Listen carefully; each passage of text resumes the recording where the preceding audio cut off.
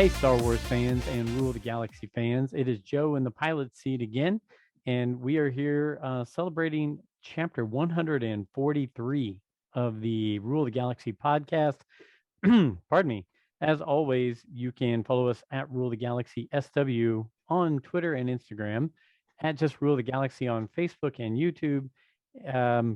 Rule the Galaxy podcast on TikTok, which I don't run, but I enjoy checking out all of our videos.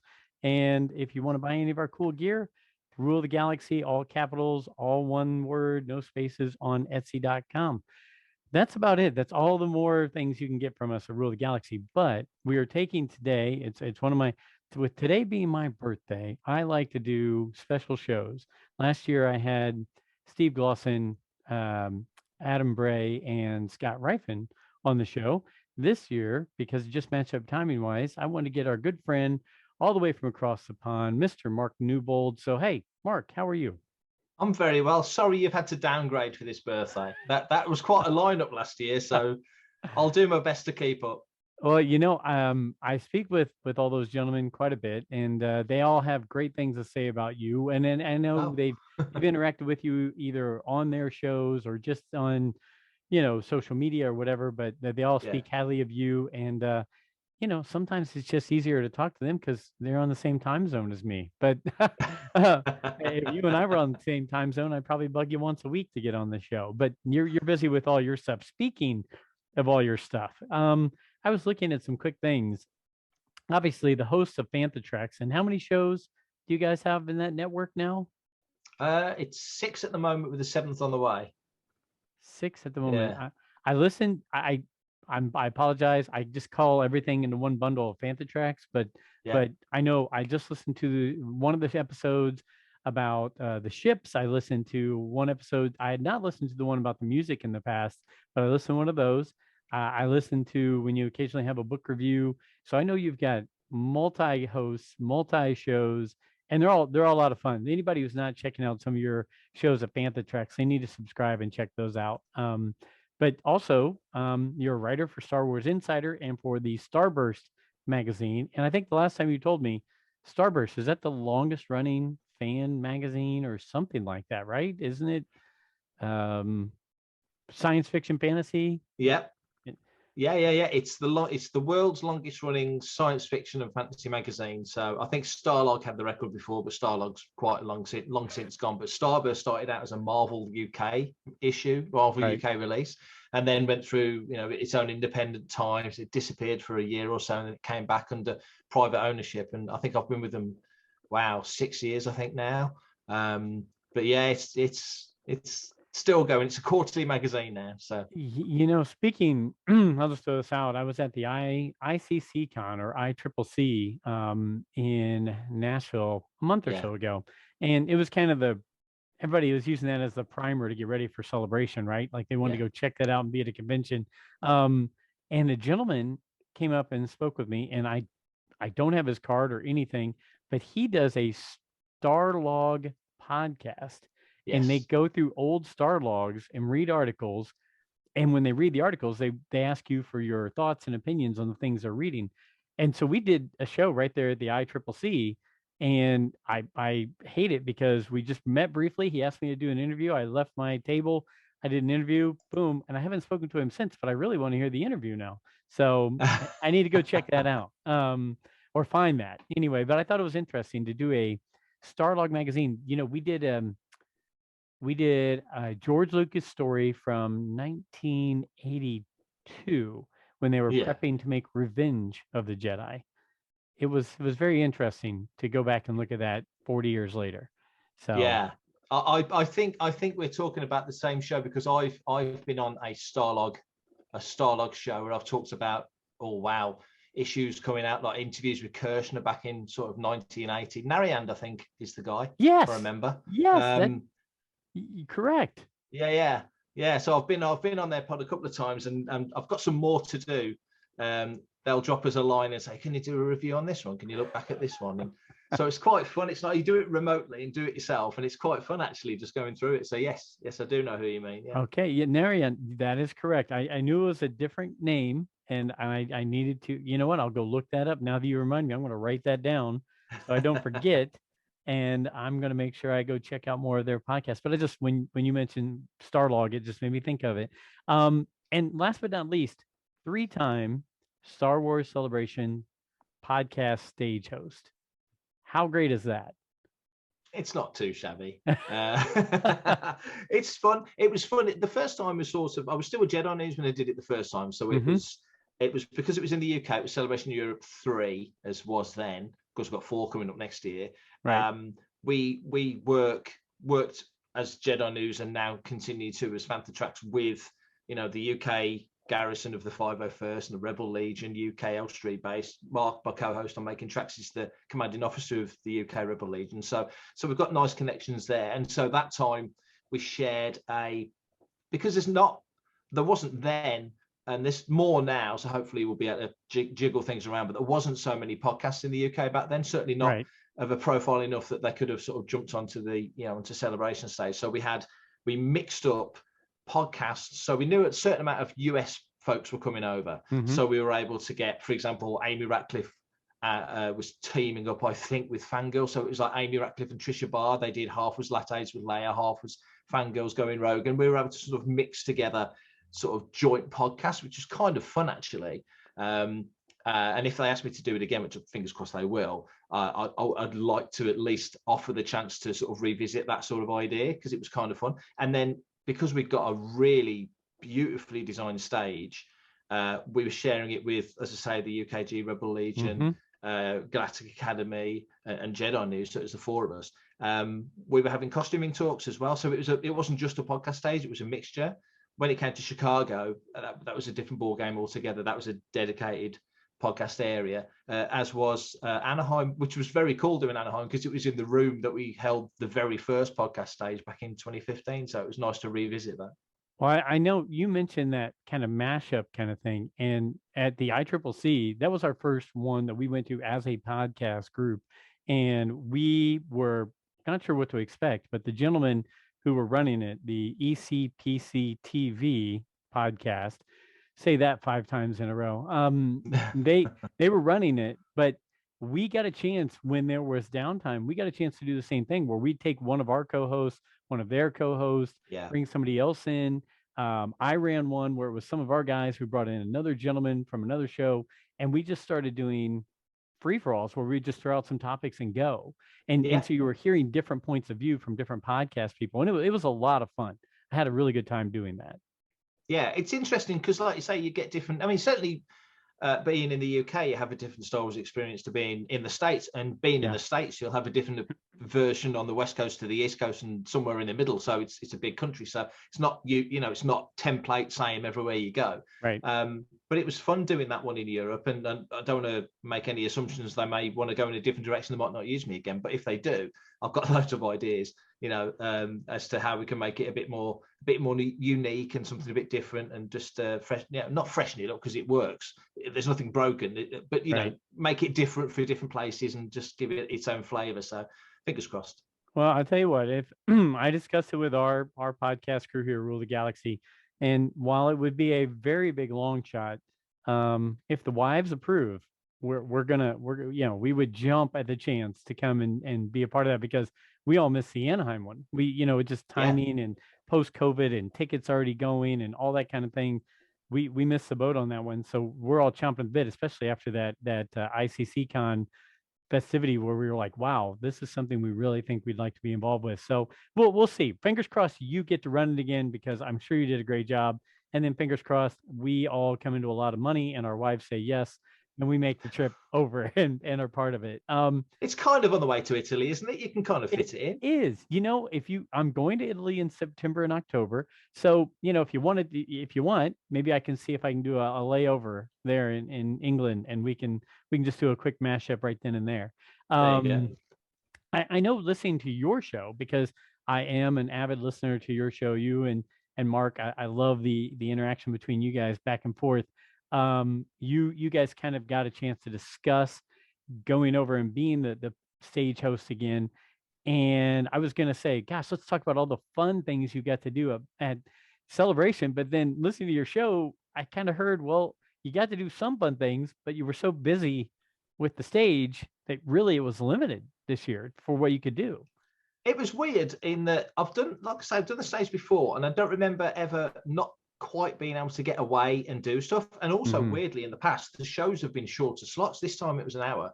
In the previous times when I'd scheduled it, because this time around, obviously, with everything, with COVID and with all the other bits and bobs, and just getting it together as late as it kind of felt like it was, because the date changed and everything. I didn't schedule some of the things that I usually schedule. This time they made the slots an hour with a half-hour break afterwards, which was actually really good. I personally think an hour is a bit too long. I think 45 minutes is the sweet spot for a live show. But nevertheless, the half-hour break was great because it gave everyone time to, have a chat afterwards, shake hands, take pictures, move on. Next guys come in. So that was a really good. I'd certainly want to keep that. But by the same token, if you've got an hour-long slot, and I'm the podcast stage host, I'm thinking, well, they're up and running now. I stopped for some of the shows, but not all of the shows. Just dependent on what was going on around me, or if one of the guys could cover for me, I could run down and hop to the show floor and try and pick up some bits. If there's an exclusive, I got my itty bitty, and I got my Mattel, my spaceships. And I got little bits. I got my Atha Sprite from Asmodee and a few little bits and prints and pins. I like little fiddly stuff.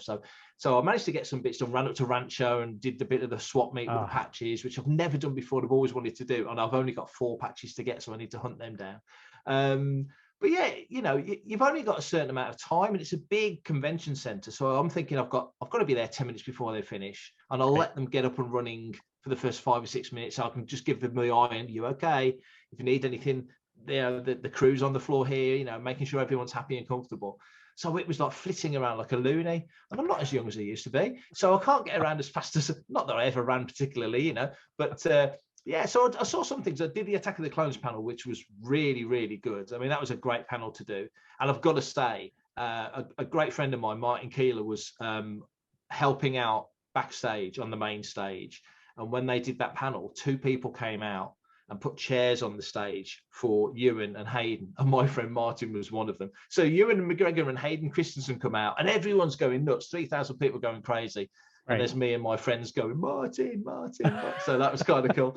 But yeah, no, it was great. I mean, I think for me, and I'm sure it'd be the same for yourself, it's when you get to meet people, we talk on here quite regularly, but when we finally get to meet properly, it'll be great, and there was loads of people that I'd seen and spoken to like this before, and actually got to shake hands and say hello and catching up with old friends, because I've been doing this for a while now. So it was lots of people you're reconnected with, and equally loads of people that I normally see that this time I just didn't. There was a handful of people that it's a given that I'll see them at Celebration, and I knew they were there, and I didn't see hide in the hair of them. So it's just the way it goes. But I had a great time. It was great fun.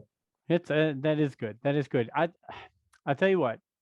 Before we hop into Kenobi talk, let's since we're on Celebration talk, were there certain things, certain announcements, certain new items, certain things that maybe were missing from announcements, any and all of those topics that you'd like to hit on before I just kind of go through some bullet points of things that were announced, or anything standing out to you as really, really excited for, or really, really like, where was that, or why wasn't that mentioned? Any of those topics from Celebration?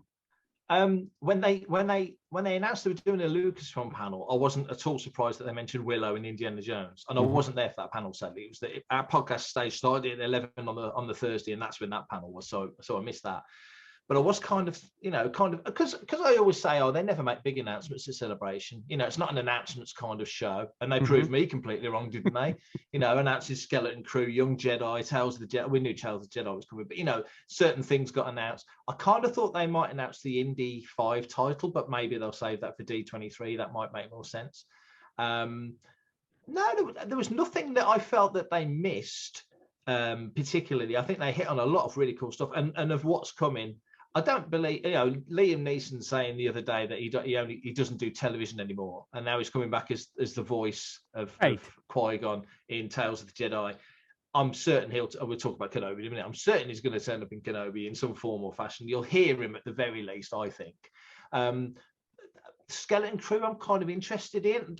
If I saw it on paper, I might be a little bit, I'm not sure. But John Watts has been so great with those with the Spider-Man cast. okay, they're probably a little bit older than the characters he's going to use in Skeleton Crew, but nevertheless, he really gets that teen vibe so well. Mm-hmm. And you can't completely transfer that to Star Wars. It doesn't work because it's a different, it's different connective cultural touch points in the Star Wars galaxy. They can't refer to stuff in Star Wars like you can refer to things in Stranger Things, and we all get it and go, that's from that Atari game, or that's from that TV show. You can't do that in Star Wars. So it is different, but nevertheless, I think he'll get that Goonies sort of vibe that I think they're sort of alluding to. So I'm kind of looking forward to that. I think that'll be fun.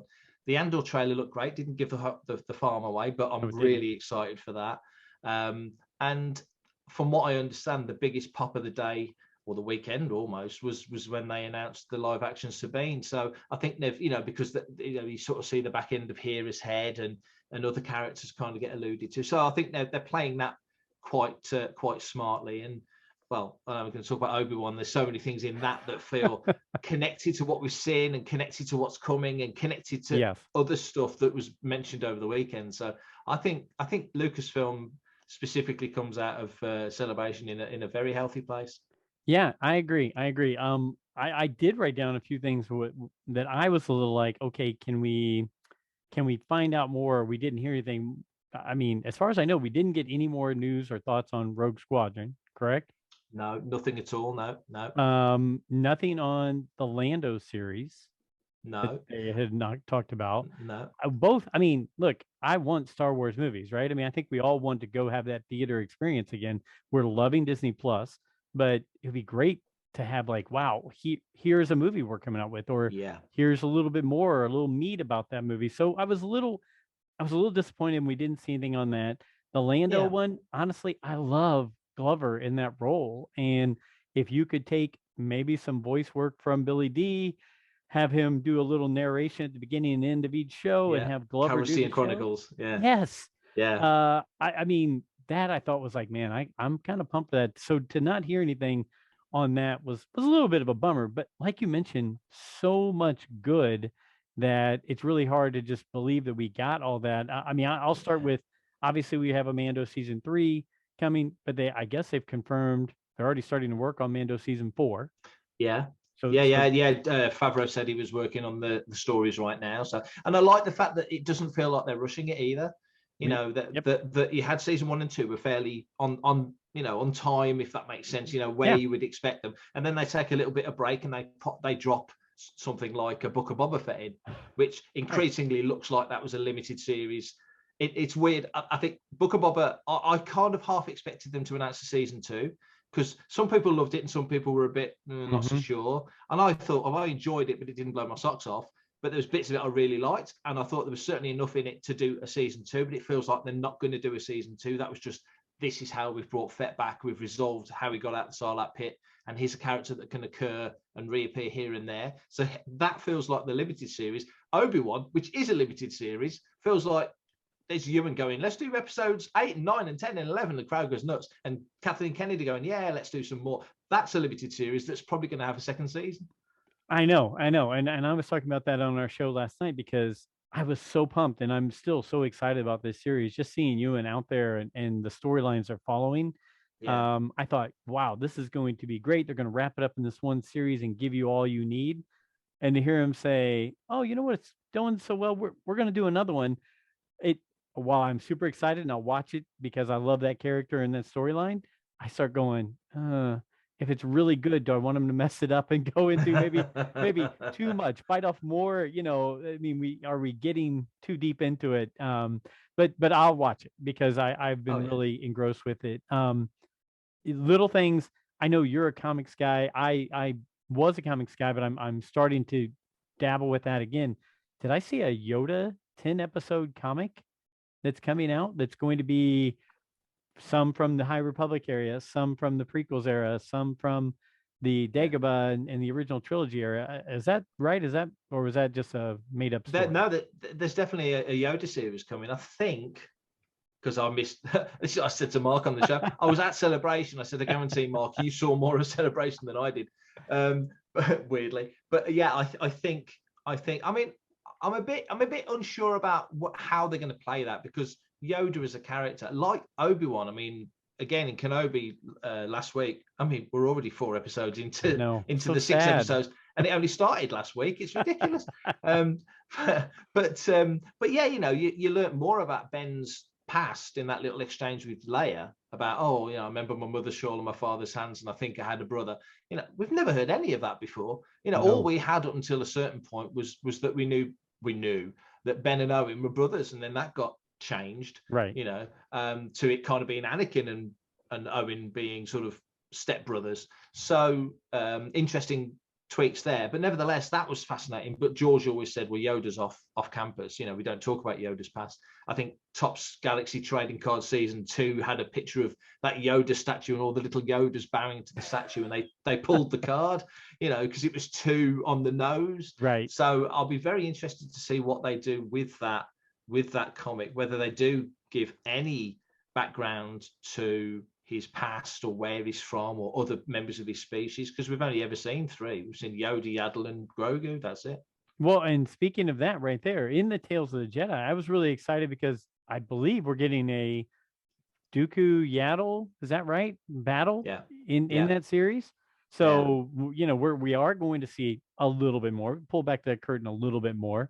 But just jumping in that, Tales of the Jedi, Fall of 22, Yaddle, Maul, Grievous, Mace Windu, Anakin, Qui-Gon Jinn, with the voice of Liam Neeson. Yeah. I mean, that lineup right there, Matt Lanter coming back in to play Anakin.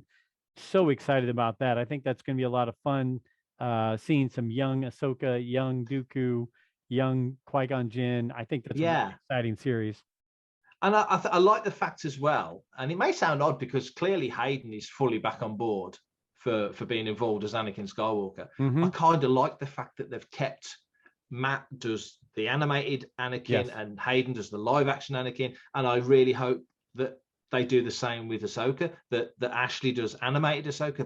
That's her little realm of the Star Wars world, and Rosario does live action. And I don't see any reason why Ewan would come back and do the voice when you've got James Arnold Taylor, who's done such an amazing job, and you could spread that across numerous other voice actors. I hope they maintain that. I really do.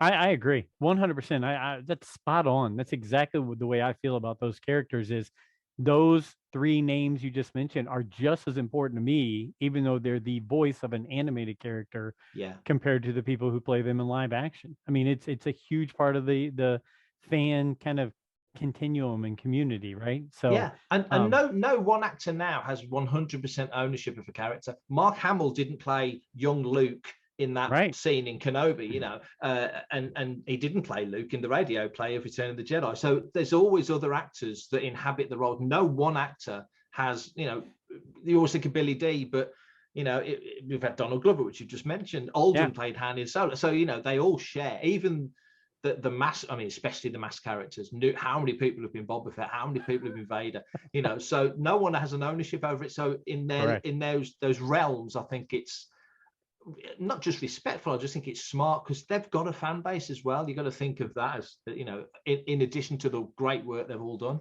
Well, and again, I'll go back to the ICC con. I was sitting in a room, pardon me, 1 second here while I clear my throat. Usually when I have you on, we stop so you can get shopping done. This time we're getting, because I have a frog in my throat. But sitting in ICC con and being less than 20 feet away from Ashley Eckstein, Matt Lanter, Anna Graves, and James Arnold Taylor, it felt as important to me as being in a room with Ewan McGregor, Hayden Christensen, you know, Rosario Dawson, because that's how much they've been a part of that role, that character. So and like you say, you're absolutely right, because it's with Star Wars especially. I think I always talk about Trek because I love Trek, but there's so many obvious comparisons. But I think with Trek, the actors are far more associated with the characters. There's more of a blending of pick a character, Nimoy with Spock than anybody else.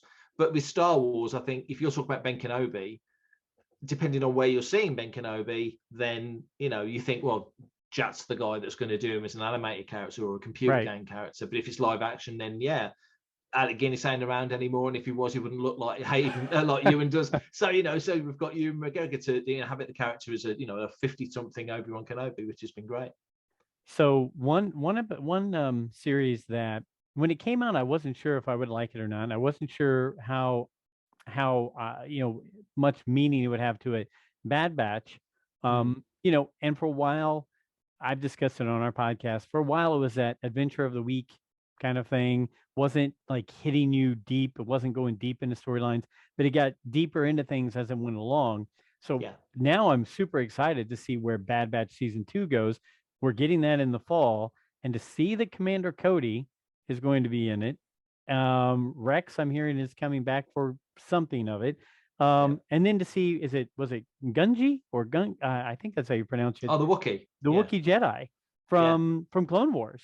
Yeah. I mean, that one right there, I'm like, man, now I'm pumped and excited for that as well to go along with. So we get that and Tales of the Jedi both this fall sometime. I know. Animated series. Great. We're in a great spot right now, aren't we? Because, like you say, they're blasting through Obi-Wan, and the announcement for a follow-up, like I say, can't be that far behind. And I think with Obi-Wan, because it's a limited series, they've been quite smart in framing it like that, because there's now no requirement for them to turn around another season next year. They can do it in 2 or 3 years' time if they want to do it, because there's a to a degree. I mean, there's a finite time period where Ewan can play the character leading up to the Alec Guinness version of the character. So, over time, if Ewan doesn't go grey, he's exactly the same age as me. I keep telling people this. We're born on the same day. I ain't gone grey yet, a little bit, but not much. And Ewan's the same. But Alec Guinness, obviously, by the time he gets to Star Wars, he's white haired. So if Ewan is fortunate enough not to go grey, then they'll have to whiten his hair a bit, and or maybe it's a thing where they can do it with visual effects at that point. I don't know.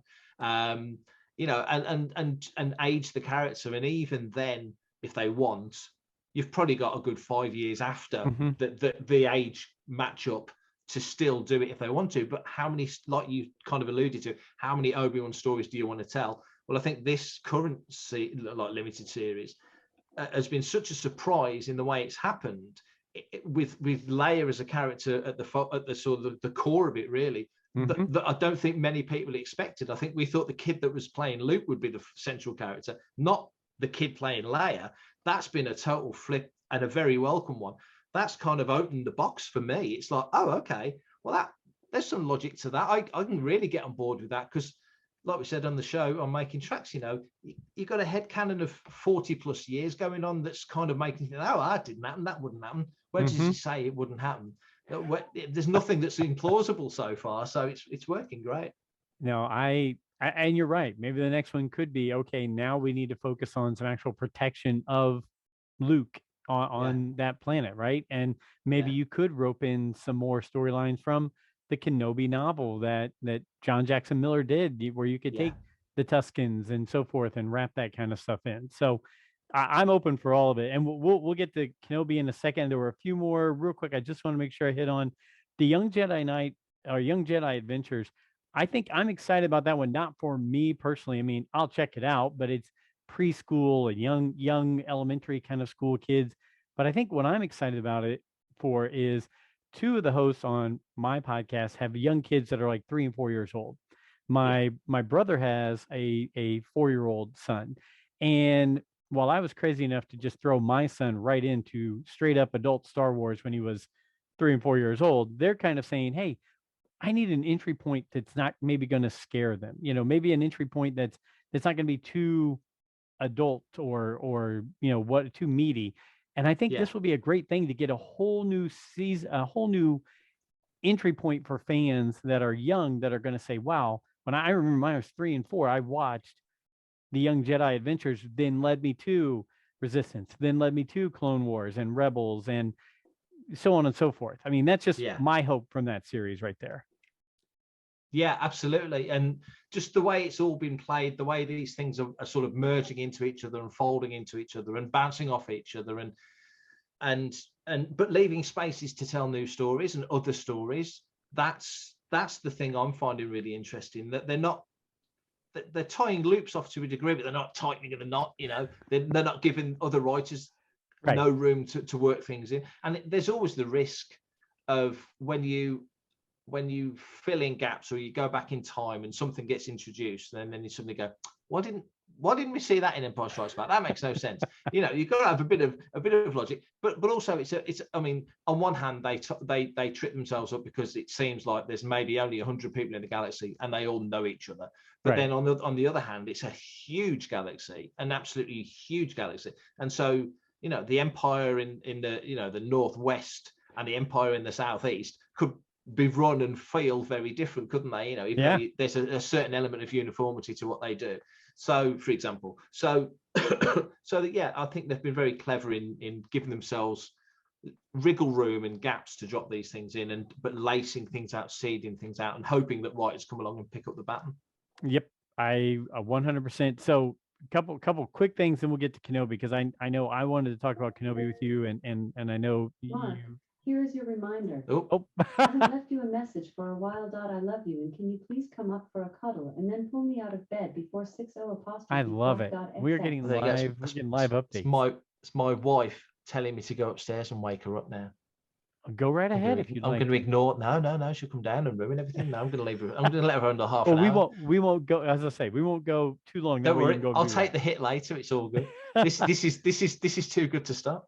So you mentioned Skeleton Crew. That's one of those ones that I'm kind of excited about as well, because if I'm not mistaken, it's happening in the New Republic era. Yeah, I think Jude Law is a great actor. I think people are really excited to see him in it. And you mentioned, it's kind of got that Goonies feel, maybe the Stranger Things, where you're getting more youthful storyline. I think, again, that's another thing that's going to wrap more people into Star Wars and be a new entry point for them. I just love when that happens, because going into a Kenobi series, while we're going to talk about it, and while you just said they flipped us on our ear by going the Leia direction instead of the Luke direction, we all felt like, okay, this is something we should know, because it's between 3 and between 4, and we all know Kenobi, so we should have a feel in it. We're going into a world we're comfortable in. This is going to be something that's going to take us right out of our comfort zone into. It's like Mandalorian did. It's the New Republic era, and we don't know what to expect. There's no, hey, here's what's written down about it, right? So I'm excited about that one. And then you mentioned the Ahsoka, not coming out till spring of 2023, but it really looks like it's wrapping in the Ghost, Sabine, Hera, even the droid, Chopper. Huang, or the one, sorry, but Chopper as well. I mean, to have all that, to think that. I remember when Rebels came out and people were going, it kind of looks cheesy. It's not as high quality as Clone Wars, right? It's a different animation style. But then you see that it was such a great story where you built something completely different, completely separate. While you had key characters come in from time to time, it was a whole new family being built, right? So to see that it's going to go into the Ahsoka series, really excited. Both those series, I'm really excited about those. And what I like about the way Lucasfilm does it, I mean, I think more with Clone Wars than any other, we were still at the sort of the cusp of a technology that was developing to do really good looking live action, weekly CGI animation. Mm-hmm. And so you literally watch the technology get better as you're watching the Clone Wars over the seasons. But I think with Rebels as well, they started off with the animation style they had.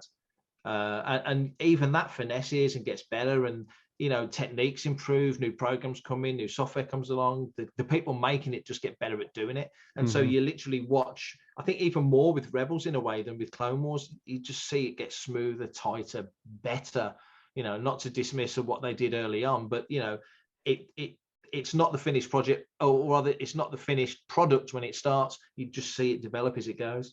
I mean, the small little things, from hair that moved on top of people's heads to the colorization, like when Kanan's face and eyes changed when he was saving everyone else, to see that in animation, and it went from a very cartoony Macquarie look to this much more upgraded by the 3 and 4 seasons of what they could do with it. You're exactly right. I mean, even that changed over 4 seasons. So just absolutely fabulous. So we're both the same age as you, McGregor. You are the same day. I'm a couple months younger than you guys, but 51-year-old guys watching this heroic figure in the Kenobi series. And I tell you what, while any of us who are Star Wars fans can nitpick over little things here or there or whatever, I'm really enjoying this whole series. I'm having a great time with it. I wasn't sure what to expect with Kenobi and Vader meeting up, and I'm I'm keeping an open mind for episode 5 and 6 to see where that goes and if it happens again. But it didn't ruin A New Hope for me in the scene we just saw. But Yeah, overall, I'm really enjoying it. What are some of your overall thoughts and feedback on the Kenobi series? I think one thing from all the things you just said about the announcements that's really jumping out at me, that was sort of thrown around a lot sort of 4 or 5 years ago, even more. I mean, it's 10 years this year since Disney purchased Lucasfilm, which is ridiculous. But Mm-hmm. a lot of people a lot of people said, oh, they hate the prequels, they're ignoring the prequels, forget the prequels. And that downer on the prequels is still very much a prevalent thing before the sequel started.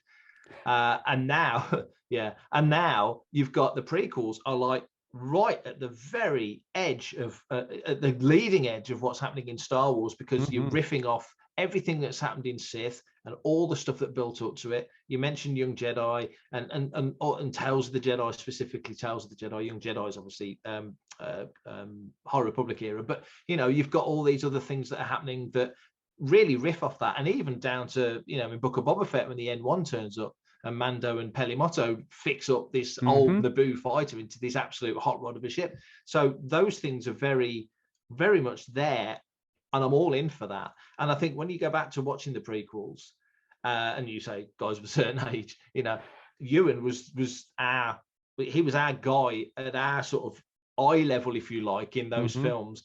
The focus is on Anakin, of course, as the kid. But when you watch the prequels, you kind of watch it from Obi-Wan's point of view, because he's the most familiar character in those films. And now you're coming to him a decade on, near as damn it, from Revenge of the Sith, when the whole galaxy's just gone down the toilet, and his self-esteem, confidence, capacity to connect with the Force, because the Force is like this anyway, it's a roller coaster, and he's coming to the Force on a dip, and the Empire and the Sith are coming to the Force on a high. So he's really struggling to connect with everything himself, that the world around him. He's got PTSD basically, and it's fascinating that we're watching a Star Wars show, a kid show really at its core, of a traumatized man at the center of it, trying to find his mojo, though maybe that's the wrong phrase, but he's just trying to find himself, and get his rhythm back. We've just seen the fourth part 4, keep saying chapter, that's Manda, part 4, and it's just starting to, you see a lightsaber twirl in that fight in the corridor. It's like, that's not Ben, that's Obi-Wan. It's just starting to come back to him a little bit. So just seeing the re-emergence of this huge hero, but by the same token, the purge is on. Order 66 has happened, but the afterflow of that is continuing through the Inquisitor program and all the other stuff, the propaganda against the Jedi and the Republic. You see it with Zach Braff's character on the truck. The Empire, they're trying to do good things, they're trying to save the galaxy, and I don't hold any ill will against that guy, because the propaganda and what they're trying to do, and the negativity that Palpatine seeded, was so perfectly executed against the Republic and the Jedi. Completely understandable. Just a regular working guy would think like that. Well, and we've seen it through our own world history here in planet Earth. That kind of propaganda has been for centuries. People have been spreading things like that, and getting whole groups of people to just buy in to it. So I mean, it's while we say it's this galaxy far, far away, there's a lot of things where you could go, wow. I mean, they've really got these people believing. Look at that. Oh yeah, Stalin, he's just doing good. He's trying to bring Russia all together, right? Oh, Hitler, he's trying to bring Germany back, to be a dominant force in Europe. I mean, so some of these people are buying in, saying, well, I've got a job, right? Because of the empire. There's food on my family's table. And as long as I keep my head down, they're doing good things. They're cleaning up a lot of mess and riffraff and everything else. But what I loved about that scene particularly was you got to meet stormtroopers in a way you've never really met them before. They were just 4 guys. They were just 4 guys. Can you give us a lift into town, just a bit of chit chat, and it's obviously they're military and he's just a guy, but just that there was a banter, an easy banter. And I think the thing about the Empire as well is if they were all clones, they'd all know. But the clones are mostly gone. So, we're seeing the ripple off the back of that in Bad Batch, and hopefully more in season 2. But by this point, 10 years on, they're enlisted men and women from all around the galaxy, most of which are probably like Luke was, kicking around on a dust ball for 19 years or however it was. sons wanted to see something of the galaxy, because this can't be all there is to life, can it? Right. You know, whereas Leia was on Alderaan, raised in opulence, never wanted for a thing, you know, but there's Luke who would be like millions, if not more, of other disaffected youth around the galaxy who just want to get out and see some of it. You know, you understand that. And I think a lot of those stormtroopers, they've probably got very little idea of any of the mechanics of it. They know this dude in the black armor with the big helmet, he's the boss, and if you don't do what you're supposed to do, he'll lift you off the ground and force choke you and snap your neck. You know, we've all got nasty bosses. It's the Vince McMahon thing, isn't it? But yeah, you know, they're just working guys like anybody else. So you're just seeing these little levels of detail that you kind of know, but we're seeing it now, and it's absolutely fascinating.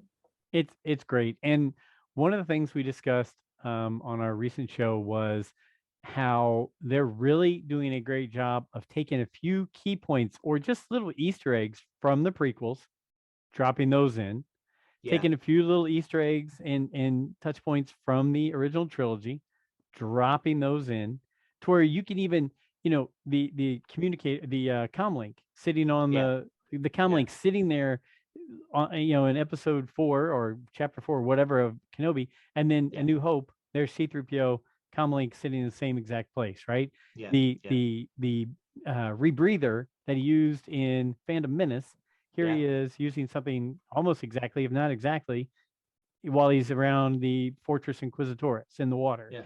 But then the scenes, like, I really felt like there were times where I got a Rogue One kind of feel on certain scenery. The music kind of shifted to that.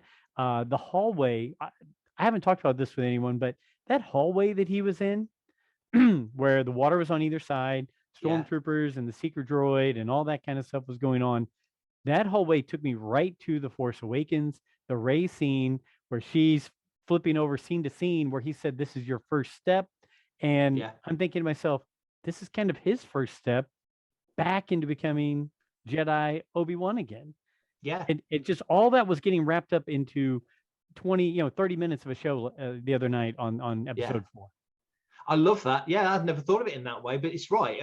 One of the things, again, that we discussed was what is a Jedi? I mean, Ben has been, or Obi-Wan rather, as he said to Leia in the previous episode, I was taken when I was young and I was trained as a Jedi, and it's all I've ever known. And, you know, on one night, you know, the night that the 501st marched into the temple and killed all the younglings, and Palpatine basically just rots the Republic from within, and there's the Empire, and the Jedi are the villains, and Yoda's defeated, and everybody, you know, scatters, and Ben puts out the message to, you know, leave, go, don't come to the temple, it's not safe.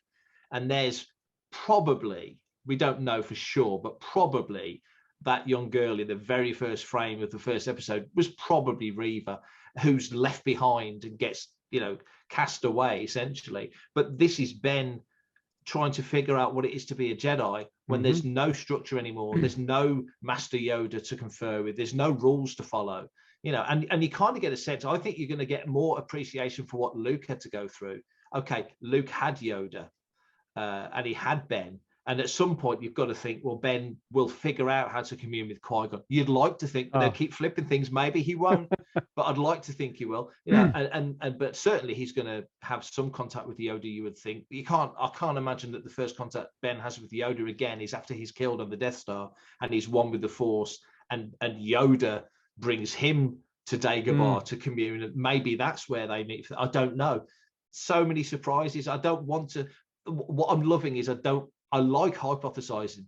Me and Mark spitball. We're spitballing now. It's part of the fun of being a Star Wars fan. It's also kind of fun being wrong, because if you get everything right, it's like, that was obvious. You know, I love being wrong. So many things from Kenobi, I've said, I think it could be this. And the next week, nah. Bad Batch was the same. Mando was the same. I mean, Mando's blue skies. There's a lot about Mando. You can't hypothesize too much because you just don't know the nuts and bolts. But this you do. Or you feel like you do anyway. Right. So I think it's you're right. I think it is the reawakening. The Force the Force reawakens. There you go. There's the title for chapter 5. There we go. I love that. The Force reawakens. If I put that as the title of this podcast, people are going to be going, what is he talking about? So let's jump back real quick to Vader. We see Vader. We hear Reva say he's still alive. Anakin's still alive, which I brought up in a podcast recently. Have any of the other Inquisitors called him Anakin Skywalker yet, or just Reva calling him that? And if so, did he tell her that, or did the Emperor tell her that? Right. So you've got Vader showing up. The ominous feel that he had and the presence he brings to a screen is incredible.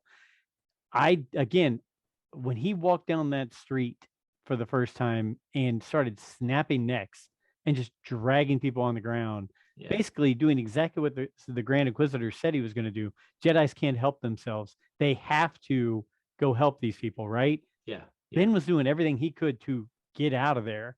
But how great was that scene? Did you feel like between Rogue One and a scene like that, we're actually starting to see Vader how we're supposed to see Vader? Yeah, it's tough in Revenge of the Sith. I mean, Vader is Vader before he's in the armor, before he's he basically becomes a paraplegic because of what Obi-Wan does to him. And I understand all the you as a viewer understand all the hatred that Anakin has for him, and consequently Vader. The big connection between Vader and Anakin, because they are kind of like two psyches in one body. The big connecting point is the hatred for Obi-Wan. That's the most obvious thing. Look what you did to me. You made this. I didn't make this. I was Darth Vader already before you did all this to me. So to see him actually do the things that you kind of always known he's done, it was powerful. And I think whoever's inside the suit for Vader is doing a great job. There's a quickness about him. I didn't expect to see. You kind of always feel like Vader sort of flows along sometimes, which is great. But in this, he's that bit younger, so there's a quickness of movement to him. You weren't expecting when he steps up to Reva before he lifts her in the air and gives her the whole force choke moment, which again was a great scene. The threat is there. Whatever Reese Beecher have done to James Earl Jones's voice, he sounds just like he did in Empire, which was his most menacing. So the work they're doing on the voice is brilliant, because Mark made a great point on Making Tracks the other day. You listen back to that first episode of Rebels when they dropped James Earl Jones in, and no disrespect to James Earl Jones, but our voices change as we get older, and it's clearly Vader, but he hadn't got that bass, that deep, the power wasn't quite there, because he was in his 80s when he did the voice. That's not knocking James Earl Jones. Don't take that as any kind of slight on him at all.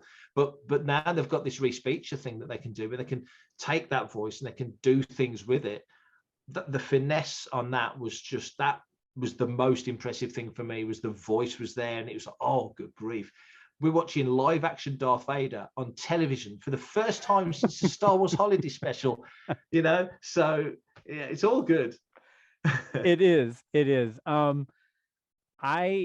I was kind of taken back, not to jump too far ahead, but I was taken back when Obi-Wan said, this isn't, there's not some secret thing lair down here. It's a tomb. It's I think that's what he said. He called it a tomb. Maybe he called it something else. But I think he did, to see those Jedi and even a youngling encased in those tubes, basically as, I don't know if they're using them to draw something from them, the corpses, because I know in Rebels they use Luminara and Dooley, I believe, to draw in Ezra and Kanan.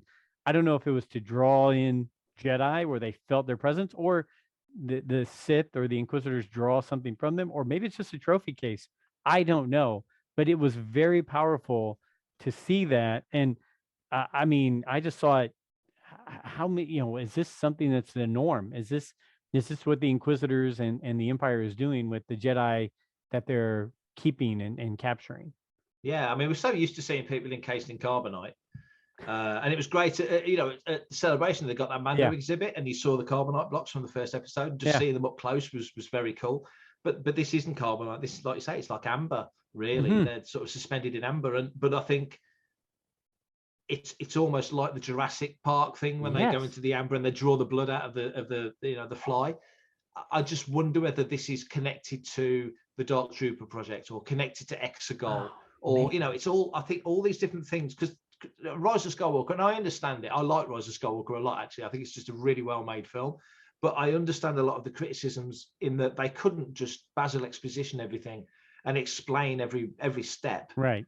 Because we're 40 odd years in now with Star Wars fans, we know it's going to be in a comic or a book or a TV series. Now we've got Disney Plus or an animated show, and that all the elements that lead up to Exegol. And it's going back to what I said earlier about how they leave these big gaps in storytelling. I think all these little things are those gaps in the storytelling that at some point will all come together, and you'll go, well, that's how Palpatine did it.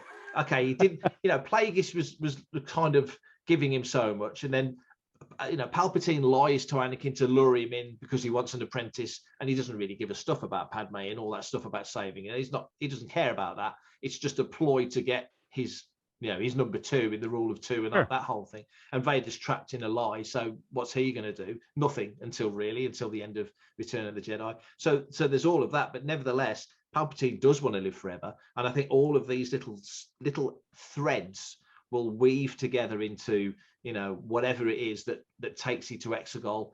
And of course, Rey using all the power of the Jedi at the end is enough to defeat him. But so we think, maybe episode 10 will be coming out in a few years' time, and we'll see something else. The new Emperor. There we go. The new and improved Emperor.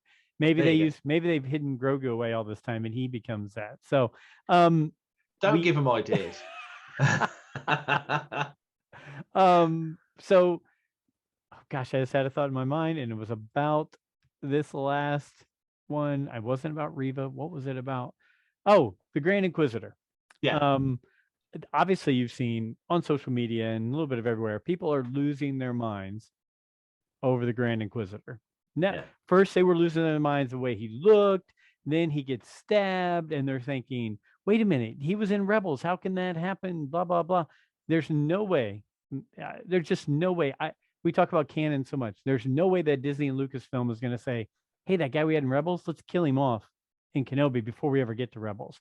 No. So are you of the same camp that I am, that he's recouping, rehabilitating, whatever right now, somewhere like that, and then we'll see maybe at the end of this, or I don't know, but there's just no way they killed this guy off, right? No. I mean, I think there's a number of ways around it. One, what's her name? Fennec Shand got shot in the stomach, and she survived with all the electronics and stuff which you saw in Book of Boba, obviously happened in Mando. So there's that. There's also, because we are just mentioned Exegol and the whole clone emperor thing, there's the potential that the Inquisitor is a clone. There's also the observation a lot of people made that the Inquisitor from Rebels and the Inquisitor that you saw in Kenobi didn't look particularly alike, beyond the obvious the white face and all the other stuff. A thought occurred to me that you look at Darth Maul and you see the red and the black. That's tattoos. That's tattooed. That's not how he was born. That was tattooed on him.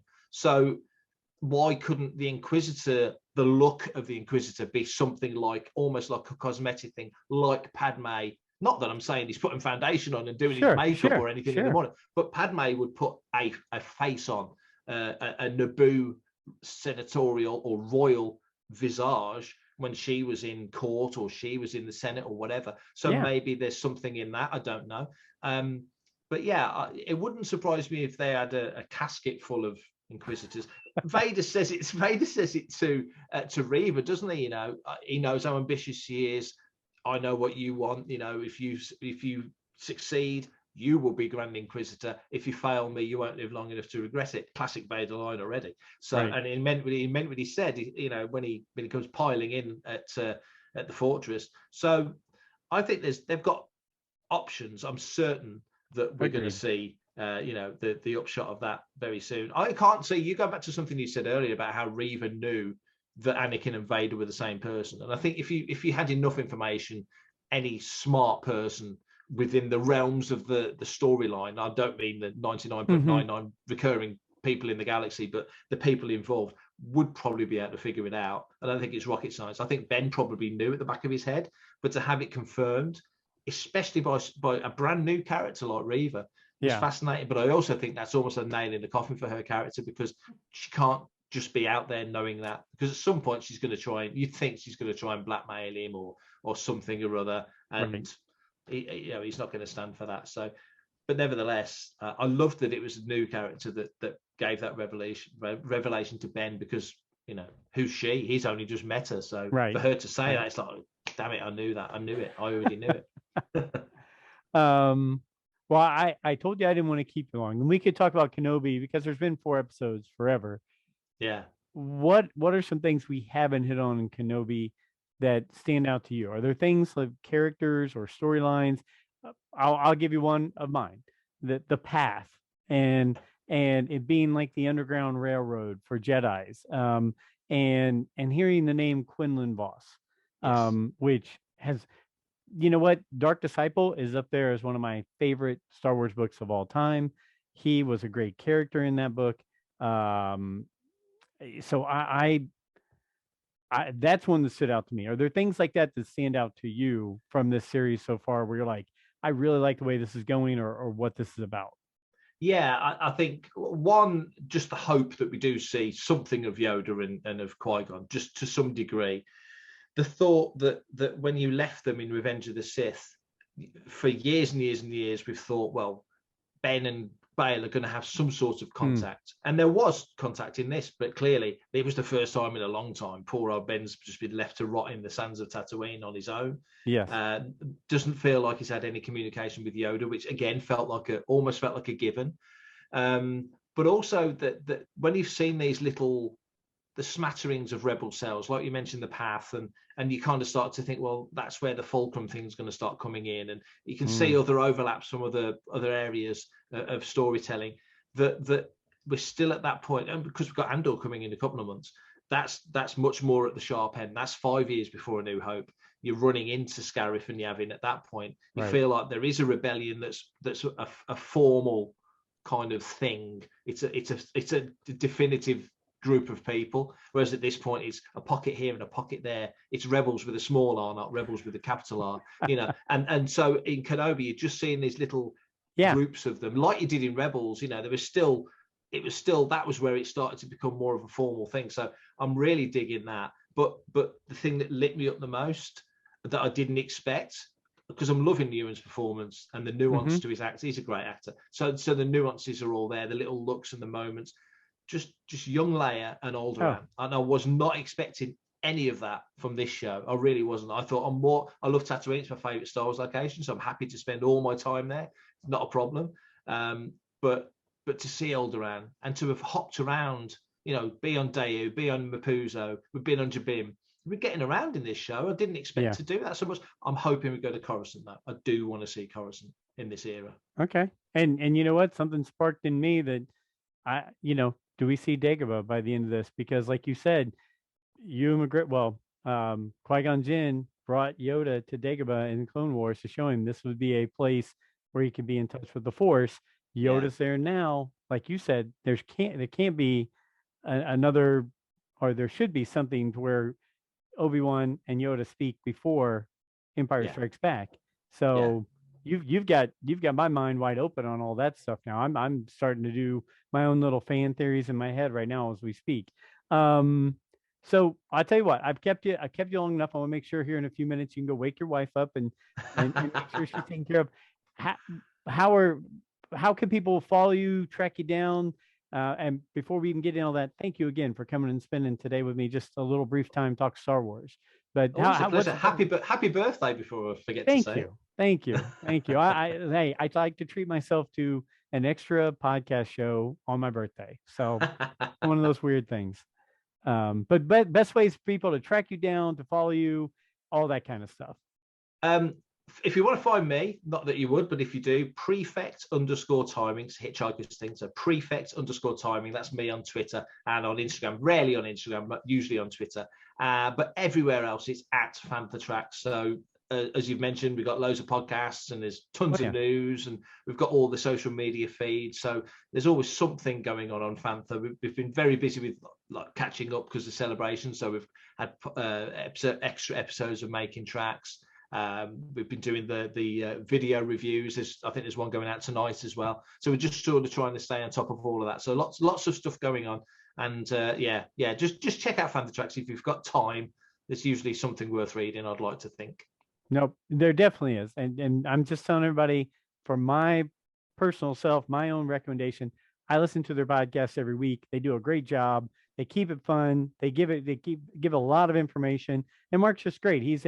We have the book of Alfie on our show. Alfie is the guy I go to for all my Star Wars information. Mark's the same kind of guy. You can go to him and pick his brain. He's going to know the answer or know somebody who knows the answer on anything related to Star Wars. So, Mark, thank you again. I really appreciate it. It's always fun to chat with you. And it's my goal, whether it's the next celebration or the one after that or something else. We're going to meet up. We're going to have a beer. We're going to relax and talk and not do it in microphones and just pal around, because you've become a really good guy that I've really enjoyed talking to over the last few years. And I can't thank you enough. And for all of our listeners, go follow Mark. Go follow Fantha Treks. So thank you again. And hopefully this is a good way for you to end your day here. Oh, it certainly is. It is. And I'm going to cook pasta now. You'll be happy to hear what's more Italian than pasta. So I'm going to go wait Ruth. And I'm cooking a nice Italian meal. So, but I'm drinking Belgian beer tonight. It's a bottle of Blue Moon. So I can't. It should have been Peroni. I feel I've let you down. No, that's okay. I do love a Peroni. Can't beat a Peroni. Ice cold Peroni is perfect. But thanks for having me on. I really always enjoy this. It's always great fun. No problem. And for all you Rule of the Galaxy and Star Wars fans, thanks to Mark. Thanks for you for listening. And until next week, may the Force be with you.